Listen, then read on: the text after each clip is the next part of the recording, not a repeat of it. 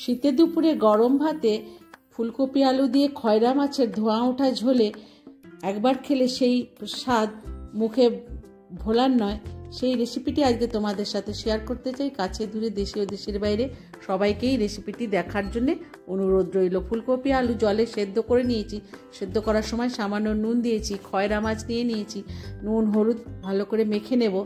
কড়াই বসিয়ে পরিমাণ মতো সর্ষের তেল দিয়ে মাছগুলোকে ভেজে তুলে নেব। যারা নতুন বন্ধু আছো ইউটিউব থেকে দেখছো তারা আমার চ্যানেলটিকে সাবস্ক্রাইব করে নিও। ফেসবুক থেকে দেখলে পেজটিকে ফলো করে নিও। ইনস্টাগ্রাম থেকেও ফলো করে নিতে ভুলো না। মাছগুলো ভাজা হয়ে গেছে, ওগুলো এবার তুলে নেব।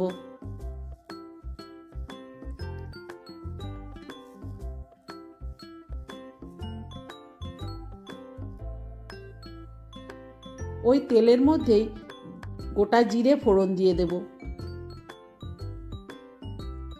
ফোড়নটা একটু নেড়ে চেড়ে নিয়ে সেদ্ধ করা ফুলকপি ও আলুর টুকরোগুলো দিয়ে লাল করে ভেজে নেব। আমি যেভাবে এই মাছের ঝোল রান্না করছি, গরম ভাতে আর গরম মাছের ঝোল খেতে একবার খেলে বারবার খেতে ইচ্ছে করবে।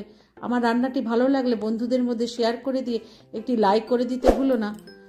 ভাজার সময় স্বাদ মতো নুন দিয়ে দেব। খুন্তি দিয়ে ভালো করে আরও নেড়ে চেড়ে ফুলকপিগুলোকে লাল করে ভেজে নেব। একটা টমেটো 4 ভাগ করে নিয়ে দিয়ে দেব।